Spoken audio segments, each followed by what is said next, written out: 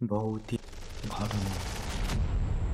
এখানে গল্প নয়, ঘটনা শোনানো হয়। নমস্কার বন্ধুরা, আমি মোহিত। আজকে আমি তোমাদেরকে যে ঘটনাটা বলে শোনাবো সেটি পাঠিয়েছে রোহিত দাস। সে ঘুরতে গিয়েছিল, বাড়ি ফেরার পথে এই ঘটনাটা ঘটেছে তার সাথে 1:48 তো ঘটনাটা শুরু করছি, শেষ পর্যন্ত শুনবে। আমার ভয়েসটা একটু শুনতে খারাপ লাগতে পারে।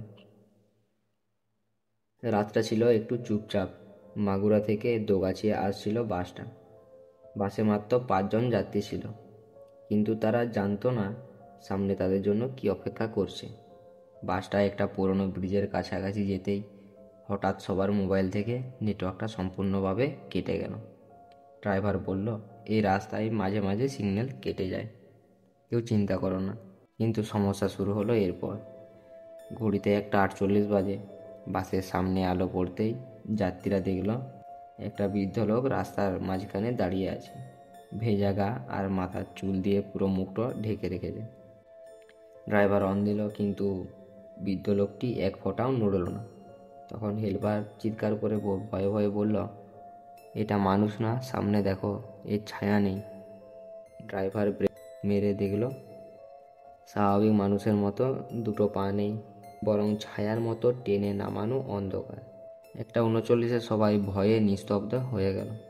হঠাৎ বৃদ্ধ লোকটি আস্তে আস্তে বাসের সামনে উঠে জানালার কাছে মুখটা লাগালো। মুখটা দেখা যাচ্ছিল না, শুধু দুটো কালো গর্তের মতো চোখ দেখা যাচ্ছিল। তারপর বৃদ্ধ লোকটি একদম আস্তে করে বলল, ফিরে যাও, আমার সময় হয়নি। বাসের কাঁচগুলো ঠান্ডা হয়ে বরফের মতো জমে গিয়েছিল। রাত 1:50 ভয়েতে ড্রাইভার বাসটা রিভার্স নিতে গিয়ে দেখল বৃদ্ধ লোকটি আর সামনে নেই। ড্রাইভার পিছনে তাকিয়ে দেখে বৃদ্ধ লোকটি বাসের পিছনে দাঁড়িয়েছিল। আমরা সবাই বুঝতে পারছিলাম না এত তাড়াতাড়ি সে পিছনে গেল কিভাবে। ড্রাইভার সামনে তাকাতে গিয়ে জমে গিয়েছিল। বৃদ্ধ লোকটি আবার সামনে, কিন্তু এবার দুটো হাত জানালার ভিতর ঢুকিয়ে দিয়েছে, যেন মনে হলো কাঁচ তাকে আটকাতে পারছিল না। 1:51 মোবাইলের নেটওয়ার্ক ফিরে আসে। ঠিক তখনই আমাদের সবার ফোনে এক হাতে নোটিফিকেশান বেজে উঠল। নোটিফিকেশানটা ছিল no human detect in fall, মানে সামনে কোনো মানুষ ধরা পড়েনি। কিন্তু সমস্যা হলো, সামনে তো একজন দাঁড়িয়ে ছিল। আমাদের ফোনে যখনই নোটিফিকেশানটা এলো, তখনই বৃদ্ধ লোকটি আস্তে আস্তে মিলিয়ে গেল, যেন ধোয়ার মতো উড়ে গেল। শেষে শুধু একটা শব্দ শোনা যাচ্ছিল।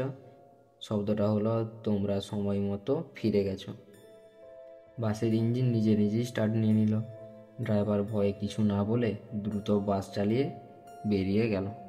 পরে জানা গেল ওই ব্রিজের কাছাকাছি 10-12 বছর আগে একজন বৃদ্ধ বন্যার সময় ভেসে এসেছিল।